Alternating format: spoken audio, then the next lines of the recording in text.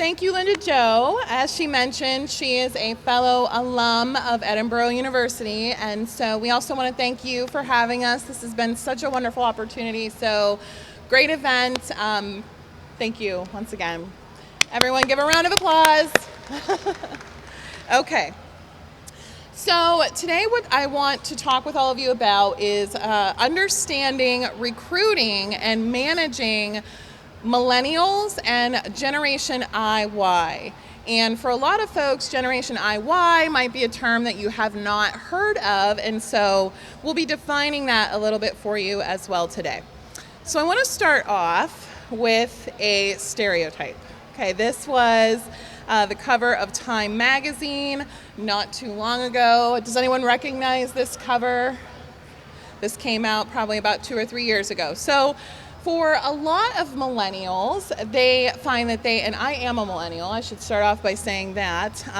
They're split into 2 groups, and I'll tell you about how that works. This is a stereotype that really kind of halts them sometimes in the job hiring and search process, and a lot of people tend to see millennials one kind of way. And so I want to show you some research that tells you exactly what this generation is, how do we define them, and what are some of their characteristics. So Millennials Defined. The first thing to understand is that millennials are actually split into 2 groups. The first group is the one I belong to. These are what we call our older millennials, born roughly between 1980 and 1995. And I say rough because depending on what research you read, these years are defined very differently, okay? So these are the rough estimates for this group. This group of millennials tend to share some cultural tendencies with the generation before them, which was Gen X. For our younger millennials, born between roughly 1996 or the mid-90s up until roughly 2011, we refer to these young people as Generation IY. They are also occasionally referred to as Gen Z, but either way, they are kind of grouped in with millennials. So the reason this is important is because millennials are used as this umbrella term to define people that are anywhere from 37 years old down to potentially 6 years old, okay? And obviously, there's going to be very, very different characteristics across that spectrum. The other important thing to know is that millennials are actually a larger generation than the baby boomers. They are the largest generation in history. Again, born roughly between 1980 and 2000, unless we count IY. About 2 out of every 10 millennials have a parent who was an immigrant. Okay, this is the most diverse group of people that we have ever had, is definitely in our country. They tend to display distrust of authority and institutions, and a lot of that has to do with some of the things that they have seen as they've grown up, right? So the Enron scandal, 9/11, a lot of these things that they have kind of come of age dealing with has led to a lot less trust of institutions than some of those that came before them. They also tend to be very isolated, which might seem kind of strange, but the term that's often used to describe millennials is isolated together. So creating isolation through engaging in niche social media circles, or what I always tell people is if you come on a college campus, you can play a fun game, which is try to find a student that doesn't have earbuds in their ears at any given moment, right? So they tend to isolate themselves off both through auditory means and through what they engage with, but they tend to be very connected online. They also tend to be very overwhelmed. Okay, so I work in higher education, and we see this all the time, right? We have students that come in that have what we call snowplow parents, right? Who kind of just plow everything out of their children's way. It's a little different than helicopters. They're not hovering, they're plowing, okay? So they're getting all the obstacles out of their way. This generation is taught that self-actualization and that speed are very, very important, okay? So that really impacts the way you can recruit and manage them. Going along with that, at least in the college environment, A lot of students, over 90% in some studies, report that they feel overwhelmed. 40% roughly say they are depressed, and anxiety is another huge problem. And there are a lot of different reasons for that.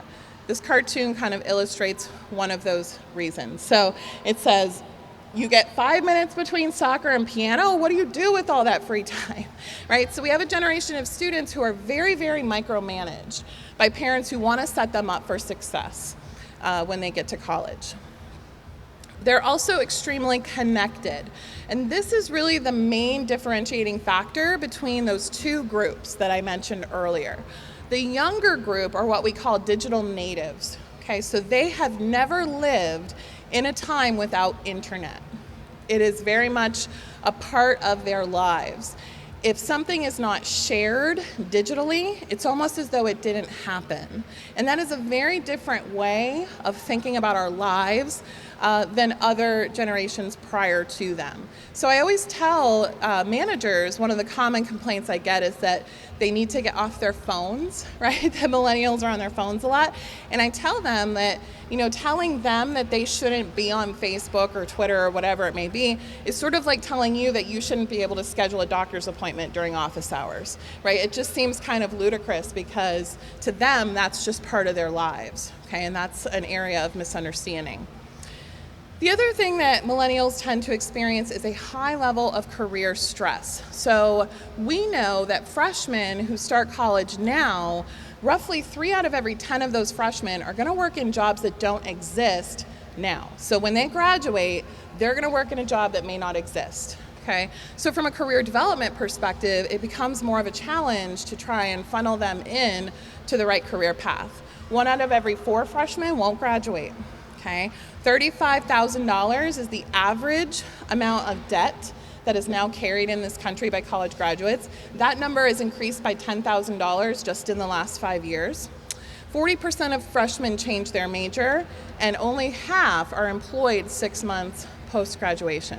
So return on investment is extremely important, and career stress is also something that they experience. Anyone heard the term FOMO? Anyone familiar with that? Fear of missing out. So because the generation's so connected online, they also tend to feel a lot of pressure when they look at those in their network who are seemingly very successful, right? That have careers, are getting married, having families, and then that can make them feel even more overwhelmed. So what is the research on how to actually motivate this generation when it comes to recruiting them and having them in your business?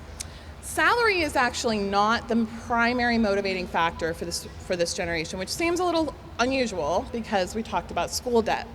But remember that they've been raised to self-actualize and to pursue happiness and fulfillment.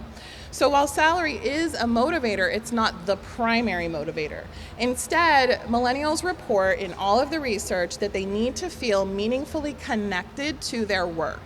And I wouldn't say that that's very different than a lot of other people as well, but it is very important when you're trying to recruit this particular demographic. They also are very accustomed to transparency. They value growth and development, and they expect growth and development in their careers to happen very quickly. Remembering that they came up in a time when speed was good, slow was bad, okay? Clearly defined goals, clear expectations, and clear feedback, okay? This is how they were raised. Our K through 12 system and our college system are set up to reinforce clear expectations, meeting clear goals, and getting clear, consistent feedback. So then we take people out of that system and we tell them, okay, now you have to be comfortable and tolerant of ambiguity. Now you have to be a self-starter. Now you have to know what to do. When for potentially 22 years, they've had everything told to them, okay? So these are some things that are important to remember for those who want to manage them. So I want to talk a little bit about the generational weaknesses, and then I'm going to kind of reframe that for you as to how these can be strengths. So some of the common complaints about young people, and I would say that a lot of these complaints were made about baby boomers and a lot of other generations before them, but is that they are entitled, that they are narcissistic, that they don't respect hierarchy, and that they expect to be entertained at all times. And so why is this? What are some of these common employer complaints? So some of the things that I hear in my role working with employers and business owners are up on the screen here for you. So things like they expect a promotion very quickly after 2-3 months. Things like they can't problem solve. They need a lot of hand holding. Their salary expectations aren't realistic. They don't have manners. They're job hoppers. These are the things that I hear all the time in my role. And I actually, work directly with employers and college students, so it's a little unique. So why is this? So I don't expect you to be able to read all of these bullet points that I have here on the screen, but again, I've already talked about that sort of expectation, reward, feedback cycle, right, in K through 12 and college education. It's a very test-centric environment, okay? So having that kind of independent reward is something that they're very keen and very positively reinforced to expect. They also are a generation that tends to lack a lot of meaningful interaction with people outside their peer group. So we find that a lot of kids that come to college now have not had a part-time job. They have not done some of the things that previous generations have done that have had them exposed to people who were in authority positions over them. They've also largely been told that college is a necessity and that going to college automatically means career success. And what's missing from that equation is the discussion about the work and the outside experience and networking that are so important to supplement that college degree. Slow is bad. Okay.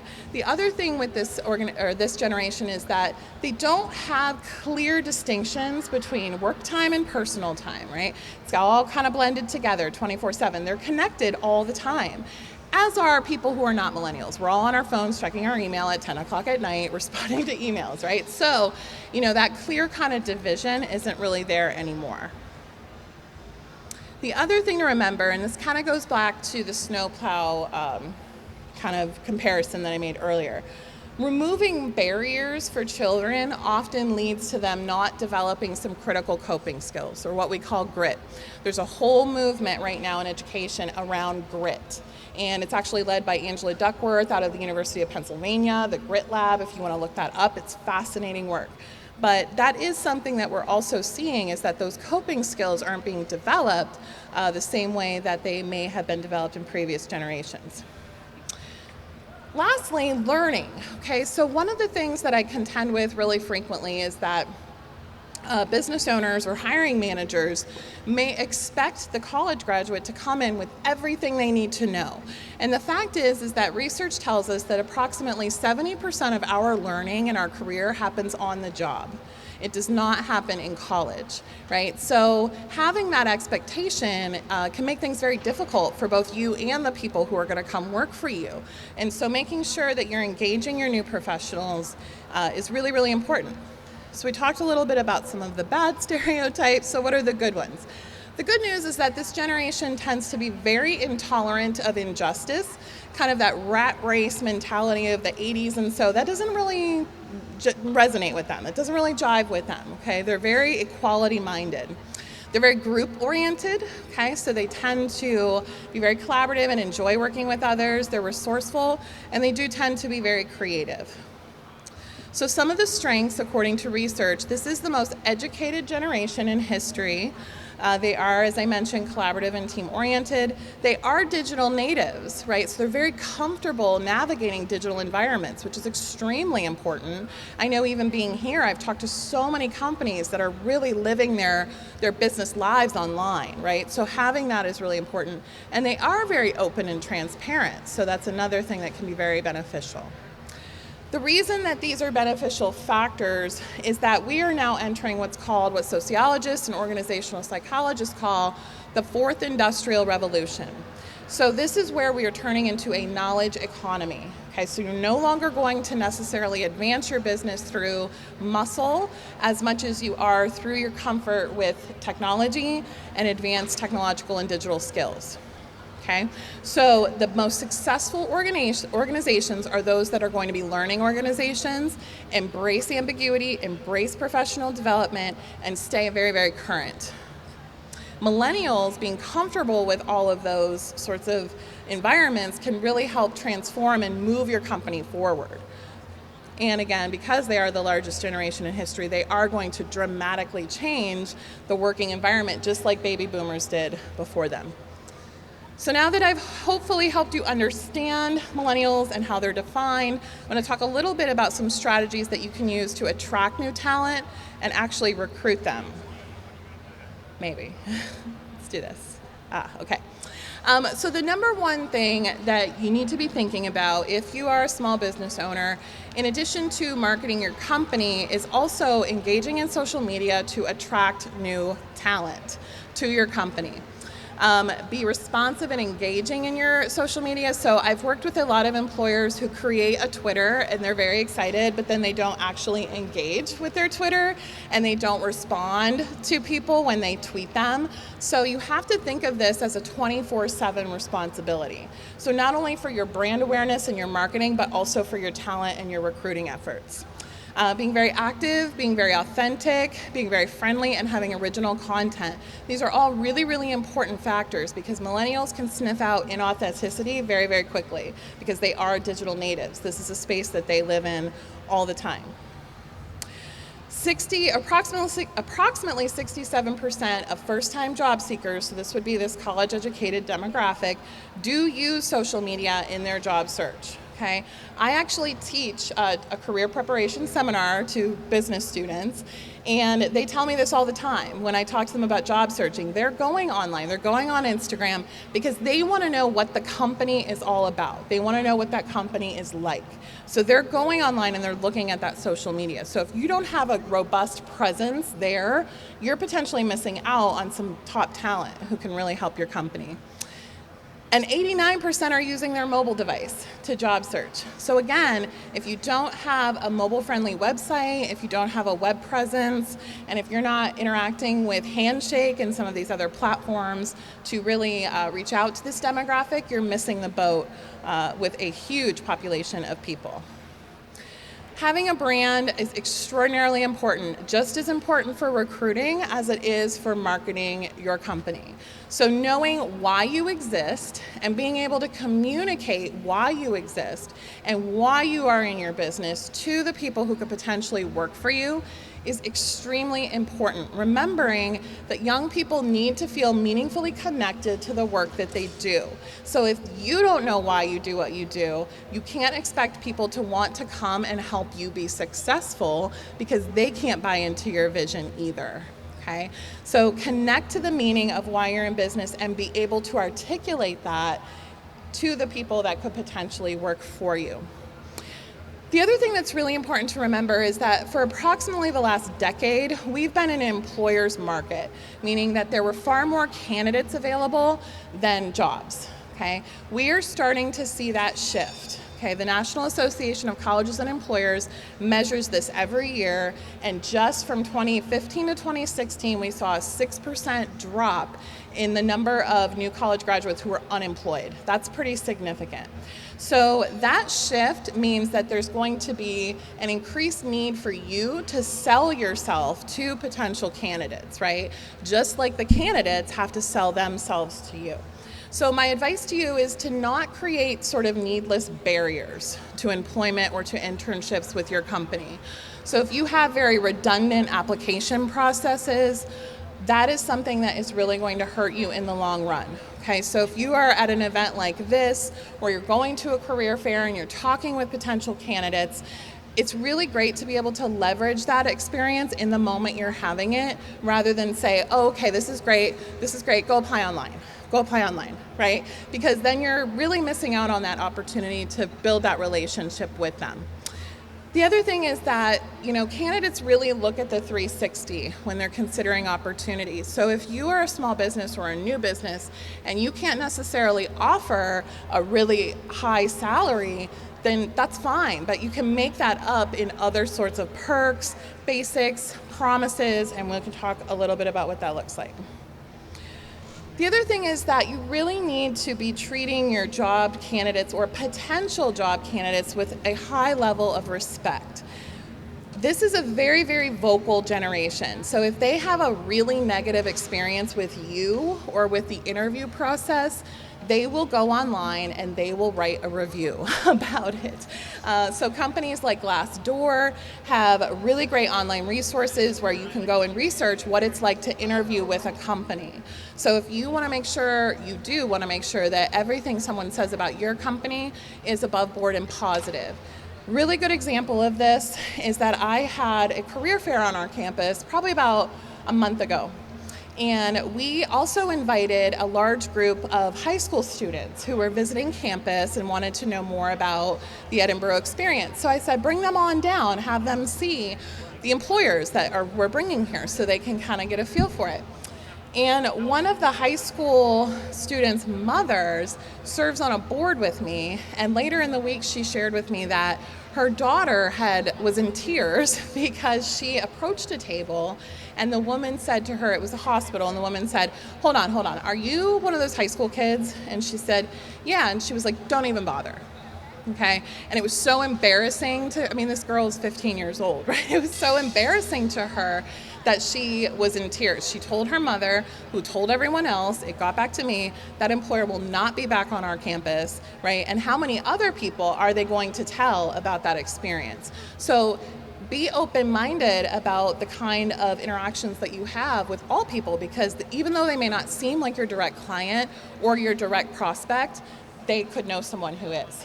Okay, so following through with candidates, if someone calls you or reaches out to you and says, I would really love an internship opportunity and you don't have one available, that's totally fine, but you have to be respectful and respond, right? And let them know that, and then, follow through with them if you do have those things available, because again, this is a very vocal generation. They're not going to hesitate to tell everyone if they had a bad experience with you or with your company. Okay, so it's always been critical, but now more so than ever. The other thing I would advise you to do is to think about building pipelines and building pools of talent. I talk with a lot of businesses that are relatively small and they don't have a budget to hire, and I completely get that. But every business owner's goal is to get to a point where they can employ a lot of people and they can grow and expand. And if you want to make sure that you have broad social media marketing, or you want to hire the top talent, you need to be targeting younger and younger and younger, okay? So targeting underclassmen, freshmen, sophomores, high school students, so that they're aware of your brand. One of the reasons why I was so excited to come here today was because I'm learning about a lot of different businesses that I didn't know about. So when I go back to my campus, I can share that information with students. So when they approach me and say, hey, I'm really interested in working in graphic design, I live in Pittsburgh, I'm getting excited. I can go back to my spreadsheet and go through all the people I talked to today and say, okay, here's who you can contact, okay? So targeting outside of what you might typically think is your candidate pool can be very, very helpful to you. Another thing I would advise a business owner to consider is offering internships and job shadows.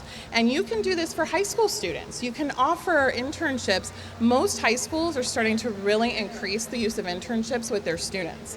So, really showing them what your company is all about rather than telling them. Okay, so not only are you building a talent pipeline for your company, that student's going to be excited and go and tell potentially other people about your company, which is also very helpful.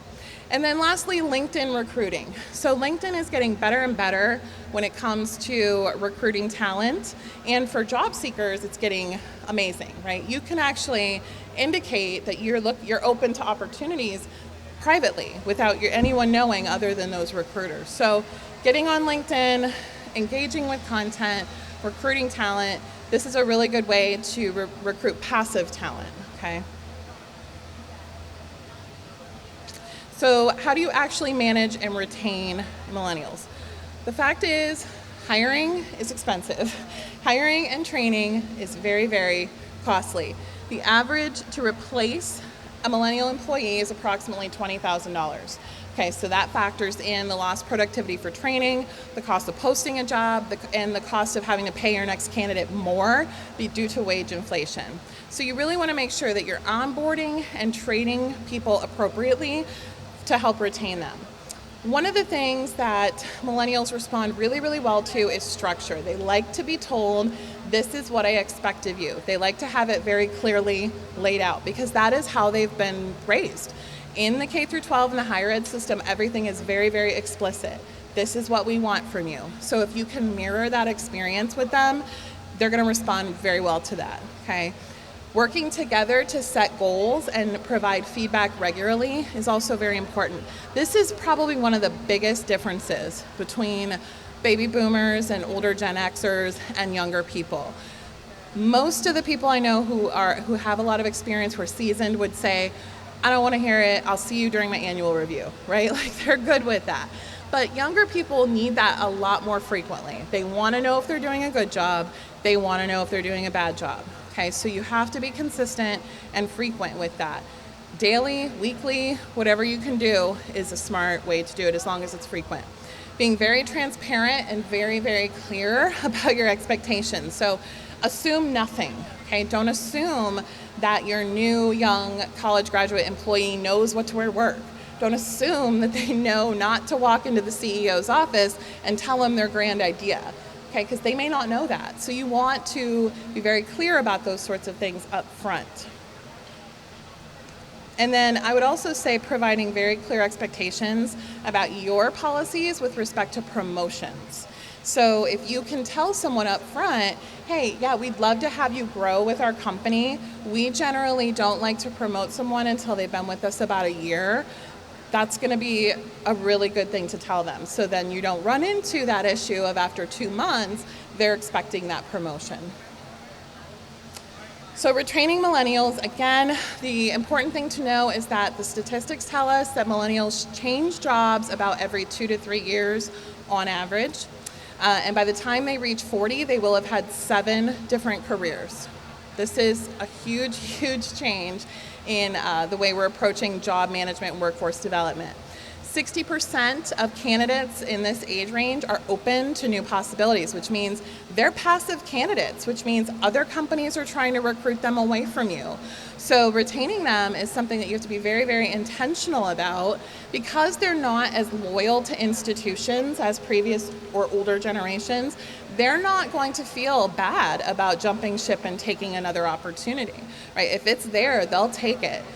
Another thing that they tend to experience is kind of a ceiling, right, of baby boomers who are living longer, working longer, and keeping their positions for a lot longer. So it can be necessary to change jobs for that promotion or for that increase in pay. That was my experience, right? And so job hopping isn't really becoming, or it's not really a thing anymore like it used to be. So I talked about assuming nothing and being very clear. Lastly, I just want to really express and really impress that millennials can really help your company. And the fact is, they're the largest generation in the job market. In 2016, millennials became the largest proportion of workers in the United States. So even though there tends to be a lot of grumbling among some companies about some of the things that they're having to shift and change in order to better accommodate this group of young professionals, if you don't do that, your company's not going to succeed because they're your clients, they're your customers, they're your workers, and they are going to fundamentally change and shift the way we approach work and our own expectations about things like normal business hours and so on. Okay. They also are very open, or they tend to be open about questioning old policies that don't make sense. So if you have policies in place and you say, and they're going to ask you why that is, and if you say, well, we just have always done it that way, that's not necessarily something that's going to fly, right? So take advantage of that, right? If someone's asking you why, ask them why they're asking. Is there a better way to do this? And put those kinds of things in context as appropriate. So some additional strategies to consider when it comes to things like retention. Team building, mission building, extremely important. Leadership development and ongoing training, okay? You have a generation of people who really want to learn more, grow in your company, do other things. So offering those sorts of programs can be very helpful. Flex time, right? They're on their phones, they're on their computers 24/7. If your work can be done from a coffee shop and you've established that trust with a candidate, maybe that's something you could consider, right? Not every company can do that. I work in a college, we can't do flex time, right? But some companies can, and that's something that can be very, very helpful and can save the company money because you're not paying to turn on the lights and the heat and all this other stuff, right? Understanding and connecting to your mission. Okay, so the why matters more than the what. So if you go to career fairs or you go to college campuses and you're talking with potential candidates, don't hyper focus on what you do, focus more on why you do what you do, okay? Because that is going to really get that message across a lot more effectively to the people who could work for you. Some of the things that don't work, authoritarian directive styles tend to not be as effective. This is a very horizontal generation. Hierarchy isn't really part of their worldview. Blind compliance with ambiguous expectations. Okay, nobody really likes that. So if you can cut down on that, that's great. Trying to motivate young professionals with the kinds of things that tend to or may have motivated previous generations more. So more money, corner office, prestige. Everybody likes that, but it can't be the only thing you're offering, okay, because it won't help you with retention. And then confining the ways that they can contribute to your company. So if you have someone that has ideas outside of their role and you say to them, that's great, but that's not why you're here, that's not what you do, okay, then you're potentially missing out on someone seeing potentially a better way for you to maximize your resources. And the end is near. So in a few years, millennials are going to dominate upper management. Okay, so in 2016, they became the largest proportion of people in the workforce. They're still largely entry and mid-level in their career. But within a decade or so, they will start rising up and taking those upper level positions. So things are going to change whether anybody likes it or not, okay? Baby boomers and Gen X dramatically shifted and changed a lot of things about the way we work, right? And a lot of things with equality and opportunity, and that's just going to continue as we grow. So I couldn't end this without also providing some advice to millennials and to Generation IY workers. So the number one thing that I would say is that when you're starting your career and you're going into the workforce, you really need to be open. Okay, you need to be open to learning and realize that your degree is not the be-all end-all or whatever you may have up to that point. Okay, you still have a lot to learn, and you can learn a lot from people who are seasoned professionals and who have brought you into their companies. Take time to learn a company's culture before you just want to start contributing, okay? Because you really need to kind of sit back and look at how people interact. What are the dynamics of this company? What is expected before you just immediately start offering suggestions?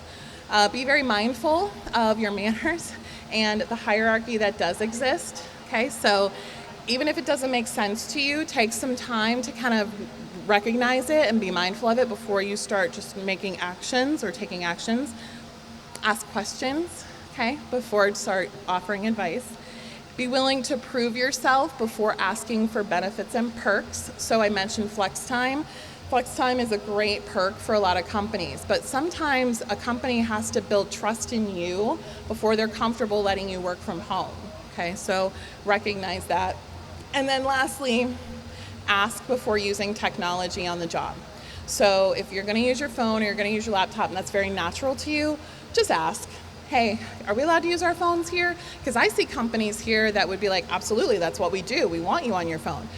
But in my own, I work in a university. We hired a student employee, and all he did all the time was sit on his cell phone. And I had a conversation with him about it, and he legitimately had no idea that that wasn't okay. No one had ever said that to him, right? And he just grew up with it with him all the time. He didn't conceptualize that that wasn't okay. So just ask that question ahead of time. So I know this was a lot of dense kind of information about a lot of different topics. So I want to thank you for your time, and if there are any questions, I'd be happy to try and tackle those. Any questions?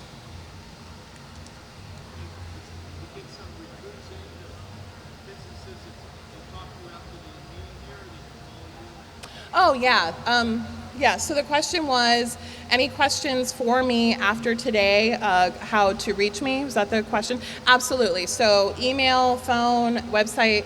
My name's Monica Clem. I'm the director of the Career Center at Edinburgh University. We're part of a 14 university state system. I also oversee the State System Career Professionals Association. So if you have questions, I'm happy to provide any information I can. Just shoot me an email. It's probably the best way to do it.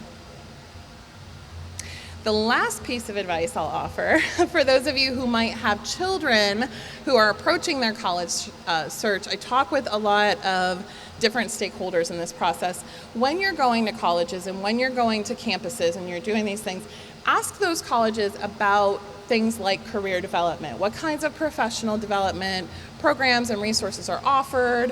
What about internships? How do they facilitate this process? Because it's much, much more developmental now than it is about services, right? It's about helping that young person become savvy and professional as they make that transition into the post-college life, and less about things like, oh, write me a resume and help me find a job. Okay, it's not quite that simple anymore. So that would just be the last piece of advice I would offer. So if there's no questions, thank you.